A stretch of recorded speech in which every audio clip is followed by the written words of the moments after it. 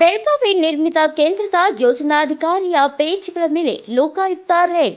ಧಾರವಾಡದಲ್ಲಿನ ಪೇಜ್‌ಗಳ ಮೇಲೆ ಲೋಕಾಯುಕ್ತ ದಾಳಿ.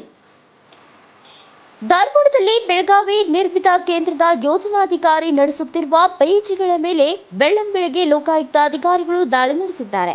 ಬೆಳಗಾವಿ ನಿರ್ಮಿತ ಕೇಂದ್ರದ ಯೋಜನಾಧಿಕಾರಿ ಶೇಖರಗೌಡ ಎಂಬುವರು ಧಾರವಾಡದ ರಾಧಾಕೃಷ್ಣ ನಗರ ಹಾಗೂ ಕೆಸಿಡಿ ಬಳಿ ಇರುವ 2 ಪೇಜ್‌ಗಳನ್ನು ನಡೆಸುತ್ತಿದ್ದಾರೆ. ಈ ಮಾಹಿತಿ ಆಧಾರದ ಮೇಲೆ ಲೋಕಾಯುಕ್ತ ಪೊಲೀಸರು ಪೇಜ್‌ಗಳ ಮೇಲೆ ಇಂದು ಬೆಳ್ಳಂಬೆಳಗ್ಗೆ ದಾಳಿ ನಡೆಸಿದ್ದಾರೆ. ಈ ಯೋಜನಾಧಿಕಾರಿ ಧಾರವಾಡ ಹಾಗೂ ಕೊಪ್ಪಳದಲ್ಲಿ ಅಕ್ರಮ ಆಸ್ತಿ ಮಾಡಿದ್ದಾರೆ ಎಂಬ ಮಾಹಿತಿ ಬಂದ ಹಿನ್ನೆಲೆಯಲ್ಲಿ ಲೋಕಾಯುಕ್ತ ಪೊಲೀಸರು 2 ಕಡೆಗಳಲ್ಲಿ ಬೆಳ್ಳಂಬೆಳಗ್ಗೆ ದಾಳಿ ನಡೆಸಿ ಪರಿಶೀಲನೆ ನಡೆಸಿದ್ದಾರೆ.